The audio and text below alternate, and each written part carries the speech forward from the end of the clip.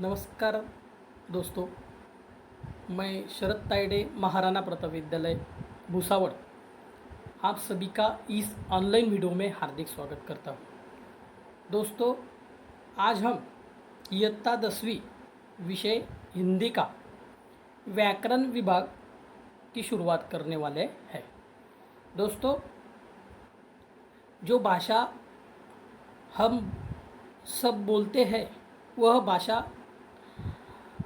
अनेकों प्रकार के शब्दों से बनी हुई होती है। दोस्तों, जो अक्षर होते हैं उन अक्षरों से शब्द बनते हैं, शब्दों से वाक्य बनते हैं और वाक्यों के उपयोग से भाषा की निर्मित होती है। दोस्तों, इसी प्रकार जो भाषा होती है उस भाषा में जो भी शब्द होते हैं उन शब्दों की अलग अलग प्रकार की जातियाँ होती है। कोई शब्द संज्ञा होता है, कोई सर्वनाम होता है, कोई विशेषण होता है, कोई क्रियापद होता है, कोई क्रिया विशेषण होता है। इस प्रकार से दोस्तों भाषा में आने वाले शब्दों की अलग अलग प्रकार की जातियाँ और उनके भेद हमें दिखाई देते हैं। और आज हमें दोस्तों इस अपने अध्ययन में शब्दों के जो भेद है उन भेदों का अध्ययन करना है। दोस्तों, हम जो भाषा बोलते हैं उस भाषा में जो अलग अलग प्रकार के शब्द आते हैं उन शब्दों का भेद हमें पहचानना है। वह भेद किस प्रकार से पहचाना जाता है, कौन से शब्दों को हम संज्ञा कहें, कौन से शब्दों को हम सर्वनाम कहें, किस शब्दों को हम क्रिया कहें, यह आज हमें इस क्लास में पढ़ना है। चलो दोस्तों, तो फिर आज हम संज्ञा के जो दो प्रकार के भेद है उन दो प्रकारों के भेदों का अध्ययन करते हैं। दोस्तों देखो, यहाँ पे देखिए शब्दों के भेद। शब्दों के दो प्रकार के भेद हमें इस कोष्टक में दिखाई दे रहे हैं। पहला जो प्रकार है विकारी शब्द और दूसरा प्रकार है अविकारी शब्द। विकारी शब्द किसे कहते हैं और अविकारी शब्द किसे कहते हैं? अब देखो दोस्तों, हम अपनी हिंदी भाषा में अनेकों प्रकार के शब्द का उपयोग करते हैं। उनमें से अलग अलग प्रकार के जो शब्द होते हैं वह कभी विकारी होते हैं, कभी अविकारी होते हैं। तो विकारी किसे कहते हैं? उदाहरणार्थ आप समझिए कि ये एक उदाहरण है। अभी हमने देखा कि एक हमने नाम लिया राम। अभी यह राम शब्द का उपयोग जब हम नाम में करेंगे, वाक्य में करेंगे, तब यह राम शब्द या इसके प्रकार के अनेकों शब्द जब हम भाषा में उनका उपयोग करेंगे तब उनके रूप में परिवर्तन होता है। जिस प्रकार राम ने गाना गाया, राम ने फल खाया, मैं राम के घर गया। देखो, इस वाक्य में हमें क्या परिवर्तन दिखा? राम ने दिखा, राम के दिखा। यानी जो मूल शब्द होता है उस मूल शब्दों को भाषा में उपयोग करने के वक्त समय उसके मूल रूप में बदल होता है, विकार होता है। इसलिए उस शब्दों को हम विकारी शब्द कहते हैं। और वह विकारी शब्द चार प्रकार के होते हैं। पहला प्रकार है संज्ञा, दूसरा प्रकार है सर्वनाम, तीसरा प्रकार है विशेषण और चौथा प्रकार है क्रिया। दोस्तों, संज्ञा, सर्वनाम, विशेषण, क्रियापद, इन चार प्रकारों का हम जब भी भाषा में उपयोग करते हैं तब वह शब्दों के मूल रूप में बदल होता है, परिवर्तन होता है, इसलिए उनमें विकार होता है, इसलिए उनको विकारी शब्द कहते हैं। फिर अविकारी शब्द किसे कहते हैं? जिन शब्दों का भाषा में उपयोग करते समय उनके मूल रूप में किसी प्रकार का परिवर्तन नहीं होता, बदल नहीं होता, वो जिस प्रकार से आते हैं उसी प्रकार से आते हैं। जैसे उदाहरणार्थ हम देख सकते हैं, अभी एक उदाहरण है, और शब्द आप बहुत बार देखते हैं। अभी इस शब्द को आप कितने बार भी भाषा में उपयोग करेंगे, किसी भी वाक्य में डालेंगे, तो उसका रूप कैसा रहेगा? और ही रहेगा, उसमें किसी प्रकार का परिवर्तन नहीं होगा। अगर वो शब्द है तो वह भी वो ही रहेगा।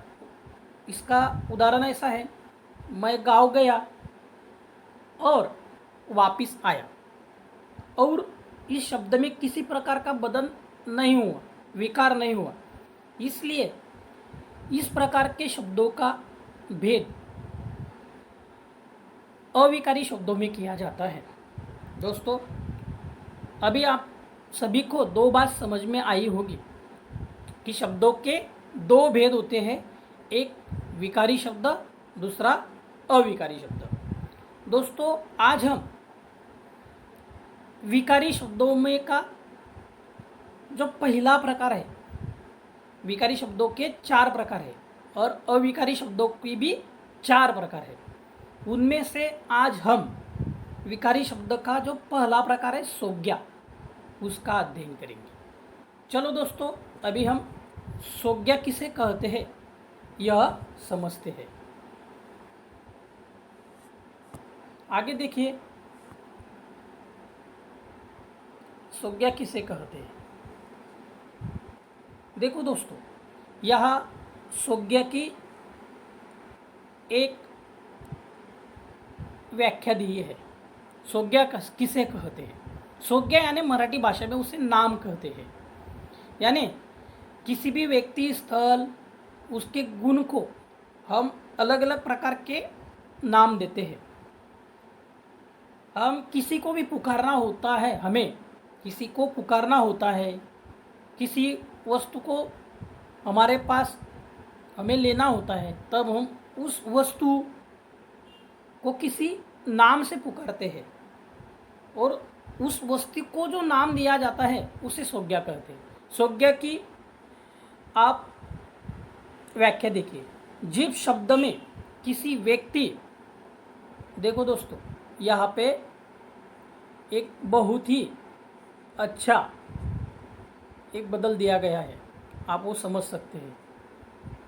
किसी भी, जिस शब्द में किसी व्यक्ति,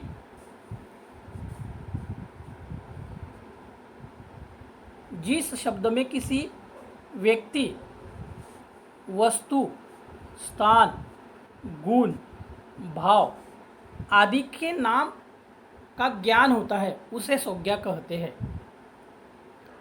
हमारे आजू बाजू में हमें बहुत सी व्यक्तियाँ दिखाई देती है, उन व्यक्तियों का नाम होता है। वस्तु होती है, उनका भी नाम होता है। कोई स्थान होते हैं, उनका भी नाम होता है। अलग अलग प्रकार के उनके पास गुण होते हैं, अलग अलग प्रकार के भाव हमारे मन में होते हैं। इस प्रकार से जिस शब्द में किसी व्यक्ति, वस्तु, स्थान, गुण, भाव आदि के नाम का ज्ञान हो उसे संज्ञा कहते हैं।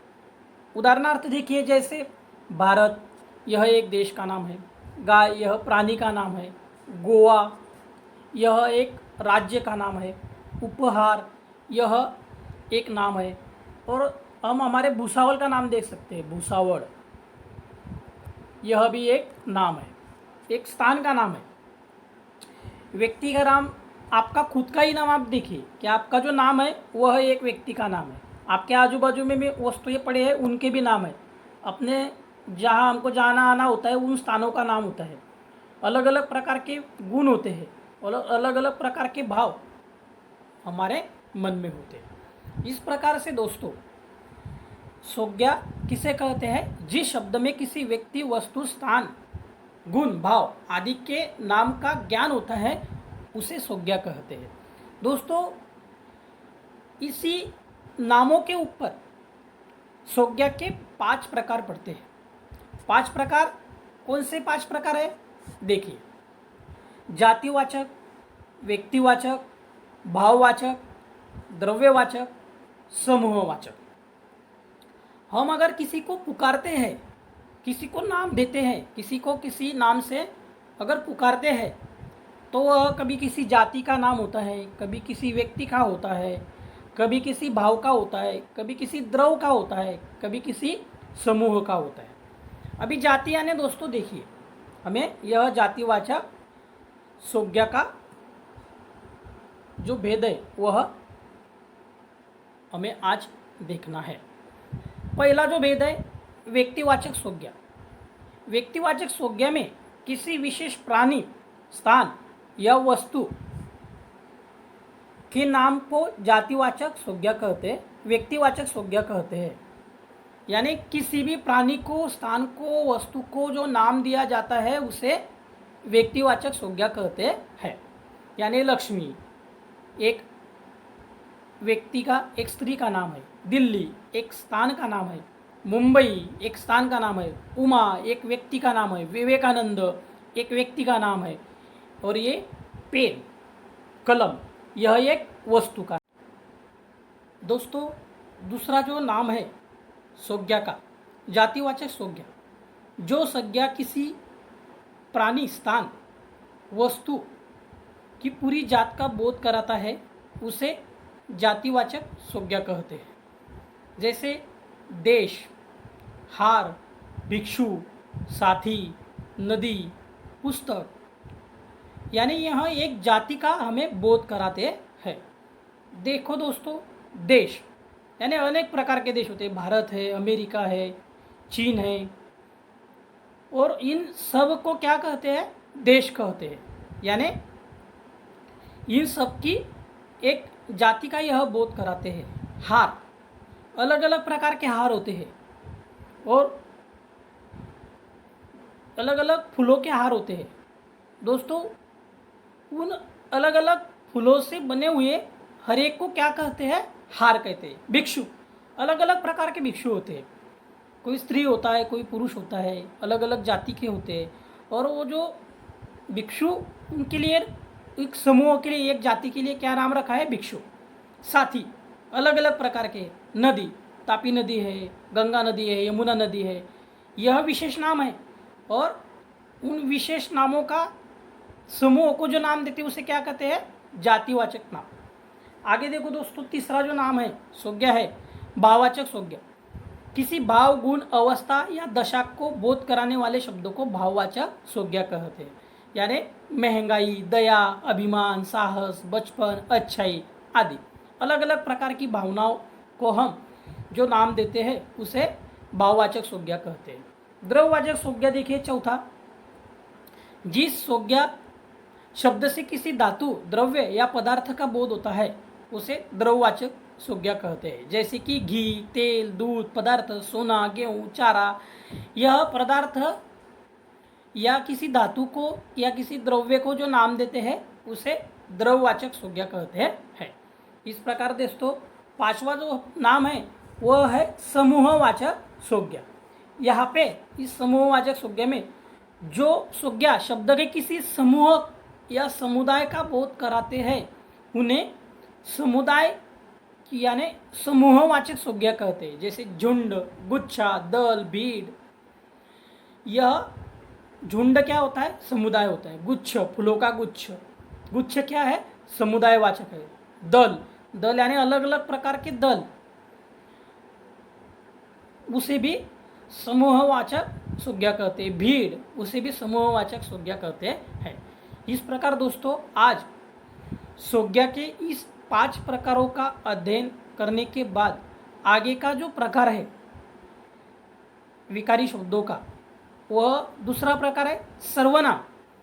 सर्वनाम का जो अध्ययन है हम अगले वीडियो में करेंगे। आज संज्ञा किसे कहते हैं, संज्ञा के प्रकार कितने हैं, संज्ञा के प्रकार 5 है। इस प्रकार से आपको परीक्षा में अलग अलग प्रकार से कृतियाँ पूछी जाएंगी। मैं आशा करता हूँ कि आप सब उन सभी का सही आकलन करके सही जवाब लिखेंगे। आज हम यहाँ रुकते